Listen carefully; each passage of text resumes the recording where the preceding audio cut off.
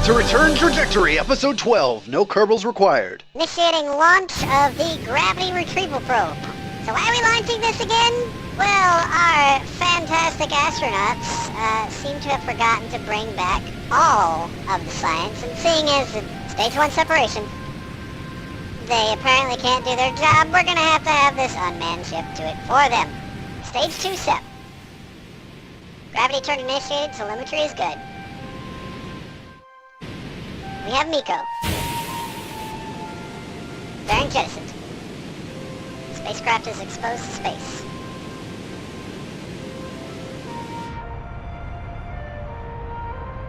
Burn complete. Craft is on a collision course with the moon. So the mission today is to send a gravity retrieval probe to the moon to get all the gravity science from above each biome in a high orbit altitude. However, this stage is practically out of fuel, so I need to ditch it.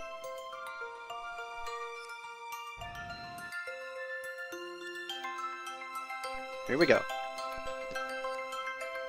Transfer stage jettisoned. Transferring to nuclear engine. And with adjusting the periapsis to 200 kilometers above the moon surface. I know, I'm using MechJeb. La la la la la.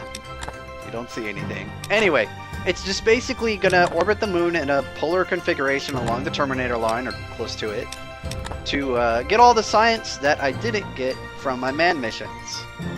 This is an unmanned ship, and it's just gonna float over the moon until it gets all the science.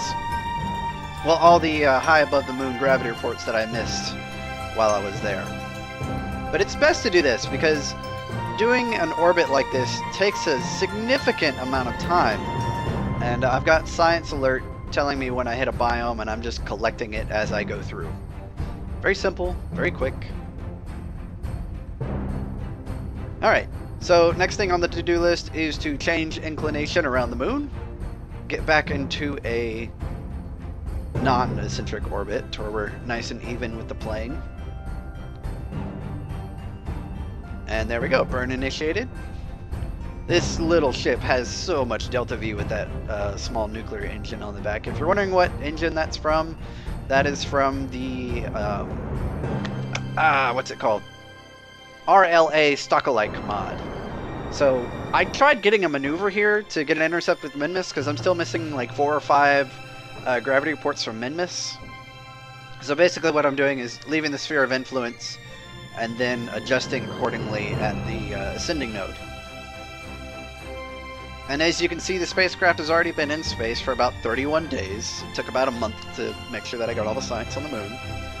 And then we do a short burn, about 90 meters a second, to realign the orbit to get an intercept with Minmus. Now, the idea here is the exact same as the moon. We're going to come in underneath Minmus this time to get into that polar Terminator orbit. That way we can get electricity at all times, because I don't want my probe to die.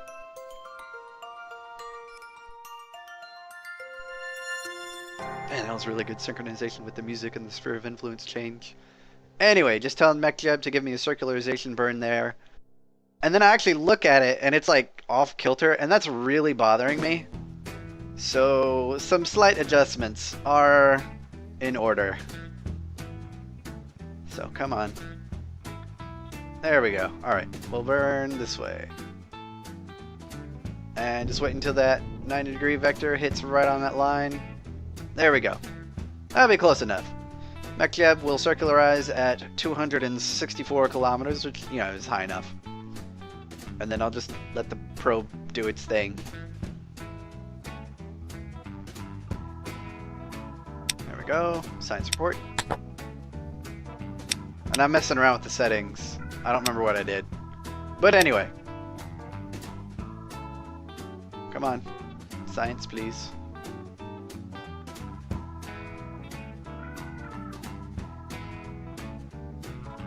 Alright. Circularization burn commence.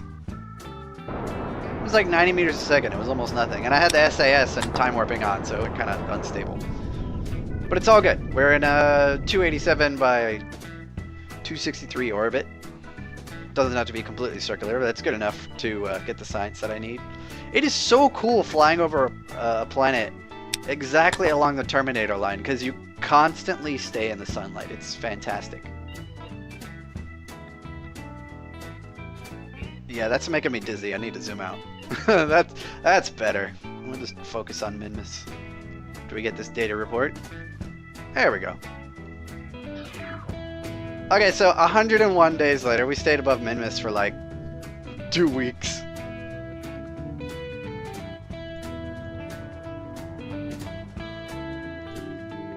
And then I started burning prograde, and honestly, now that I'm looking at it, I should have done it to where I was burning retrograde relative to Minmus's actual orbit, because then, like, my apoapsis would have shot like above Minmus, right?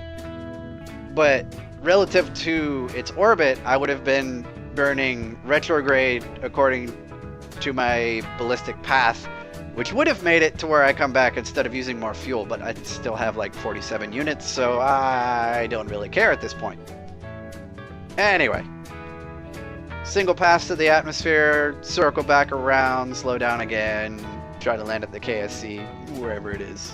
Yeah, turn up the ambient light. A little bit more to the left. Just using RCS to adjust here. But I'm so far out, it's just being a pain in the butt, so... yeah, we'll just come in.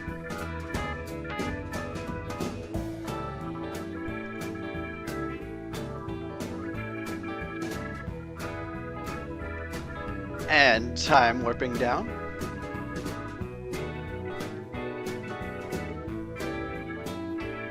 Taking a couple days to get back. And preparing to enter the atmosphere. Mission Control here. Probe is preparing to enter the atmosphere for a primary air brake. We will leave the lower stage intact on its way in. Keep an eye on those boards. If this goes according to plan, we should have a decent orbit afterwards, and then we can fine-tune the landing trajectory. Primary litho brake complete. Apoapsis is still decreasing. Crossing below 500 kilometers. 480. 450. 440. 410. 390. 370 kilometer apoapsis. Clear of the atmosphere. Preparing for secondary maneuver at apoapsis. We're going to fine-tune to have it land at the KSC. Alright, let's get that orbit. It's going to be landing to our southwest. So let's bring that landing trajectory up a bit.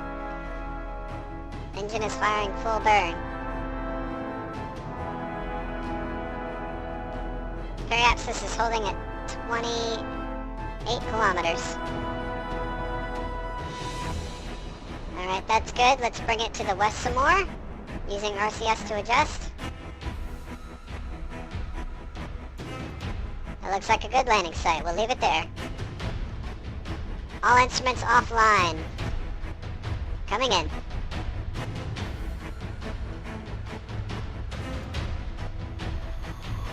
So the idea on this probe was to fit as many gravimetric scanners on it as I possibly could. And I just stuck them in there along like a bunch of little struts beneath those solar panels. It worked really well.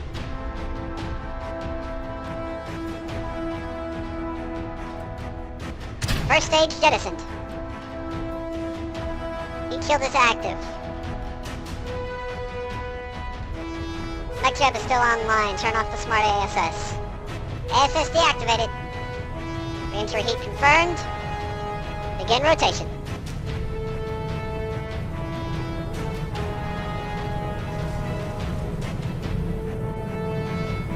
Increase the variation of rotation. Use RCS. Rotation is stable. This should help dissipate the heat on its way down. Be sure that parachute's enough to land it. It was designed for, and it's not a very heavy probe. It should be alright.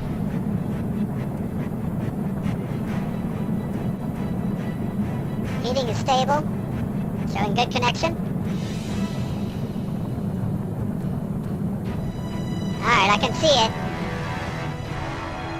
Ionization done. Just went below supersonic. Prepare for chute activation and heat shield jettisoned. Heat shield jettisoned. Activating final retro burn. Adjusting landing coordinates. Chute deployed.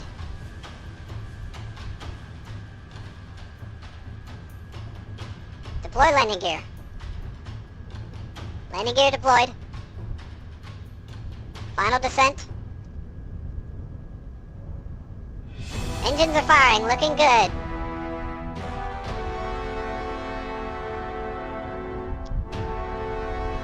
Chute envelope opened. Touchdown.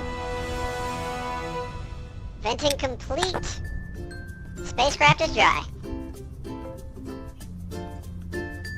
Alright, back it up. Let's go pick it up.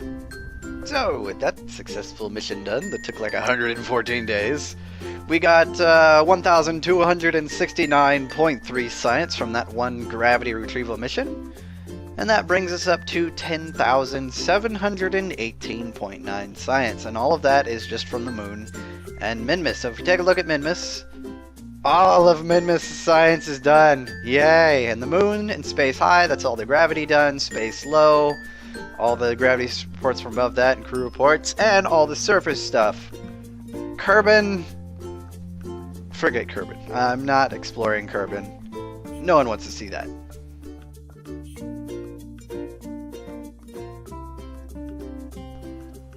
Lorak is still in a stable orbit, holding at 100 kilometers. What's the plan? Well, we gotta bring it down somehow, and it's got that heat shield, so if we're careful, it should be alright. Kiefer, begin the orbital burn. Orbital burn initiated. Alright, so this one we're gonna be bringing in relatively manually, and then we'll let it take over for the landing. So is there really all that much for us to do? Not really, honestly. It's actually taking our commands and obeying them. Once it gets to where it's low enough, we'll let it take over and land on its own. Sound good? Yeah, should be, pretty standard. Comrade, we shouldn't see any anomalies with this version, should we? Not with this one. This one does have override in case we need it. My only worry is that the fuel is low. Well, solar panels are retracted, all onboard devices are offline. Should be in the atmosphere now. We're detecting re-entry ionization along the surface of the inflatable heat shield. Lorak is beginning readjustments to minimize heating on those outer pylons. Re-entry factor stable. All systems green. Ionization complete.